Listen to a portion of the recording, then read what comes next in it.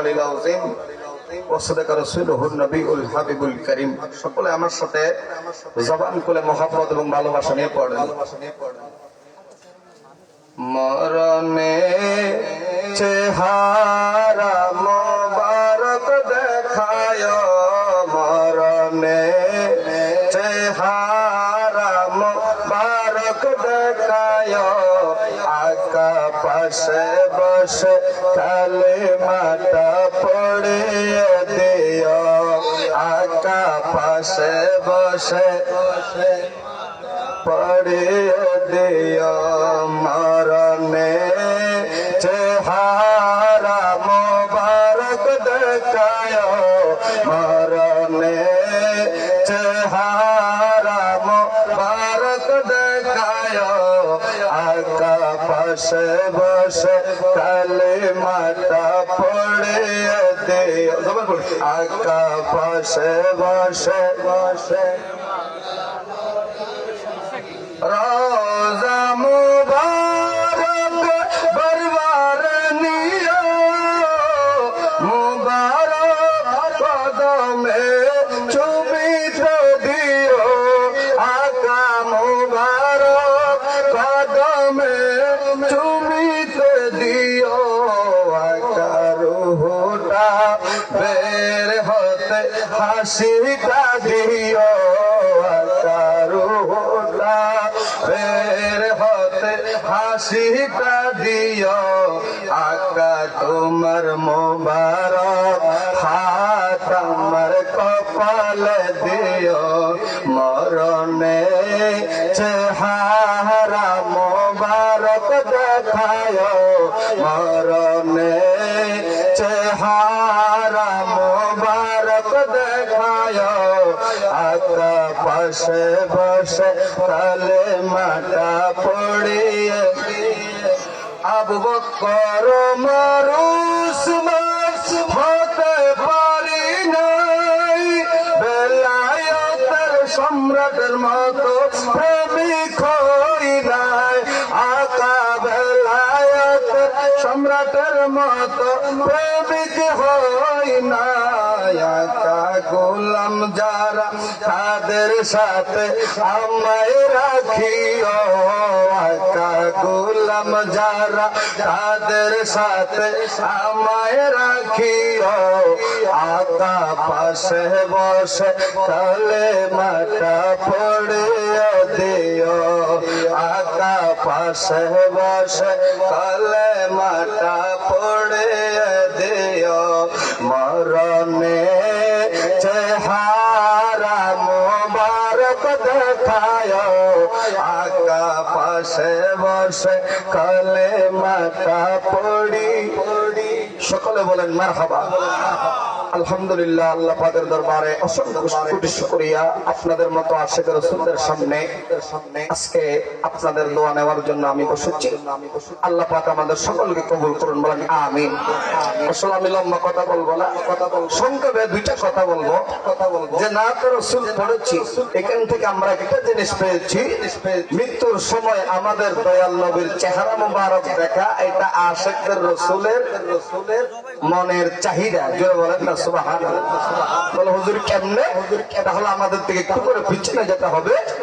আমাদের দয়াল নবী সরকারে মদিনা রাহমাতুল লিল আলামিন যখন মেরাজের রাতে ষষ্ঠ আসমানের মধ্যে আল্লাহ যখন নিতে নিতে ষষ্ঠ আসমান বরাবর হযরত জিবরাইল আলাইহিস সালাতু ওয়াস সালামের মাধ্যমে ষষ্ঠ আসমানে গেলেন, ওইখানের মধ্যে হযরত মূসা আলাইহিস সালাতু ওয়াস সালামের সাথে সাক্ষাৎ হলো। জোরে বলেন না সুবহানাল্লাহ। আমি সবকে বলবো। হযরত মূসা আলাইহিস সালাতু ওয়াস সালাম আমার দাদের দয়াল নবী রাহমাতুল লিল আলামিনকে সালাম দিলেন। দেওয়ার পরে বলেন ইয়া রাসূলুল্লাহ, ইয়া হাবিবাল্লাহ, নবী গো,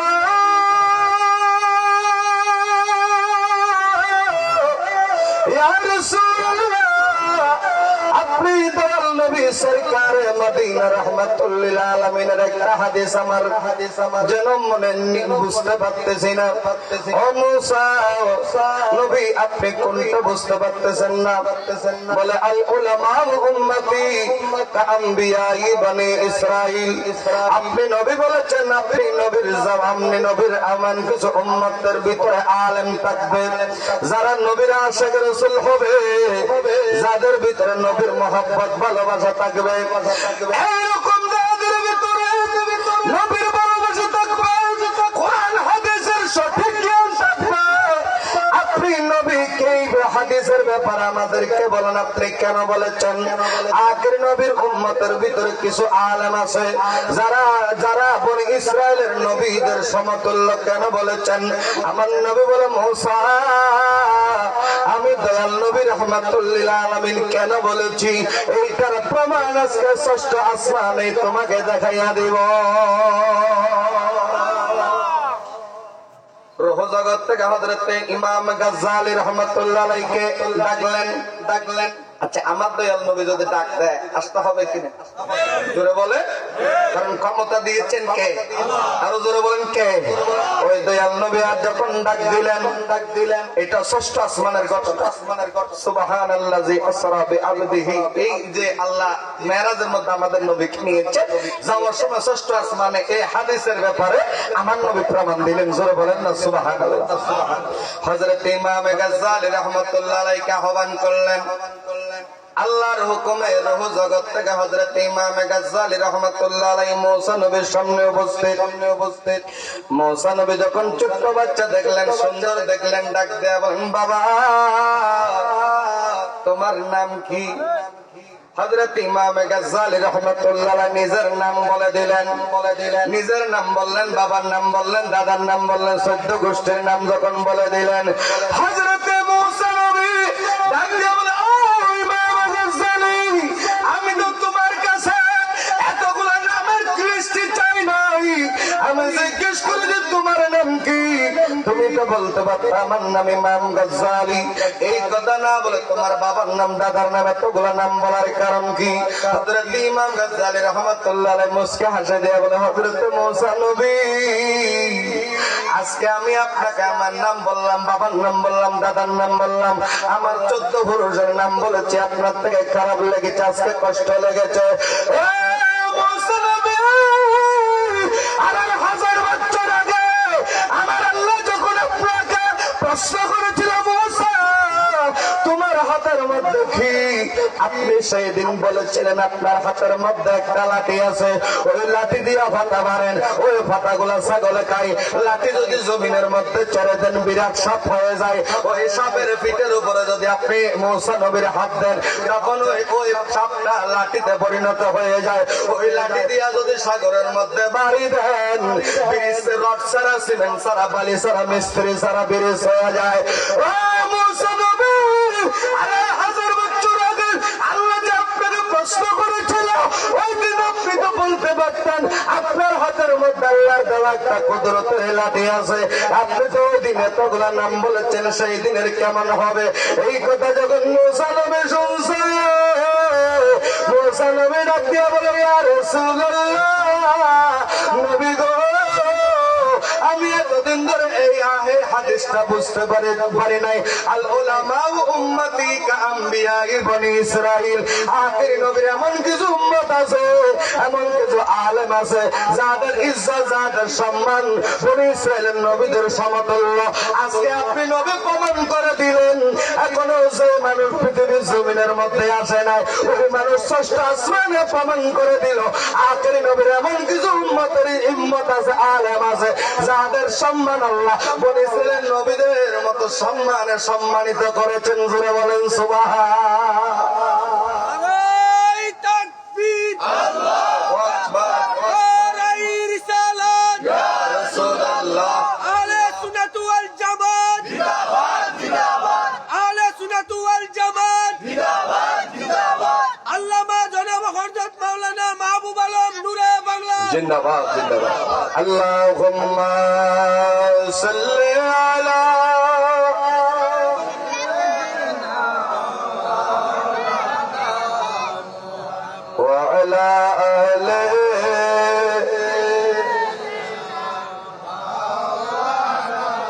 তাহলে দয়াল নবী রাহমাতুল লিল আলামিন উম্মতকে মহব্বত করে। উম্মতকে বলে আল্লাহকে তো জিজ্ঞেস করেন, আল্লাহ আপনি কাকে ভালোবাসেন, আপনি কার পাগল? আল্লাহ বলবে আমি তো আমার নবীর পাগল। জোরে বলেন না সুবহানাল্লাহ। আর আমাদের নবীকে যদি প্রশ্ন করেন, ইয়া রাসূলুল্লাহ, নবী গো, ইয়া রাসূলুল্লাহ, আপনি নবী কার পাগল? আমাদের নবী বলবে আমি তো আমার উম্মতের পাগল। আর আখেরি নবীর আশিক রাসূল উম্মতকে যদি জিজ্ঞেস করা হয় তোমরা কার পাগল, আমরা সবাই কুমিল্লার মানুষ, সন্দিনার মানুষ, এক জবানে বলবো আমরা হলাম আমাদের নবীর পাগল। এই জন্য শায়ের বলেন, ফল বানায়ে আর সোনার মদিনা, ফল বানায়ে আর সোনার মদিনা, এন গরি ফল বানায়ে নদিয়ার সকে ঘুম হতে যাই নবীর রওজা, মন্নান সায়ুম হতে যাই নবীর রওজা, মন্নান বারি সায়ুম, বহুত বুঝাই রাখি মনে তো আর বুঝে না, ফল বানায়ে আর সোনার মদিনা। সুবহানাল্লাহ বলেন না। আমরা কার পাগল? আরো জোরে বলেন না। আল্লাহ রাব্বুল আলামিন বলেন, ওয়া মা আরসালনাকা ইল্লা রাহমাতাল লিল আলামিন।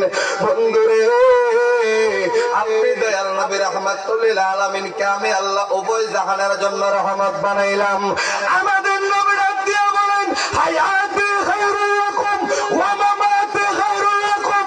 ও কুমিল্লার মানুষ, আমরা এমন একজন নবীর উম্মত, নবী ডাক দিয়া বলেন, উম্মত রে ভয় পাইস না, আমি দয়াল নবী যেমন দুনিয়ার জন্য রহমত তেমন কবরের জন্য রহমত। এক কথায় নবীর ভালোবাসে যদি কবরে আসতে পারো, আমার নবী কথা দিলেন, উম্মত রে যদি আমি নবীর ভালোবাসায় যদি কবরে আসতে পারিস, আল্লাহর ইবাদত করে যদি কবরে আসতে পারো, তাহলে কবরের ভিতরে আমাদের দয়াল নবী আমাদেরকে দেখা দেবে।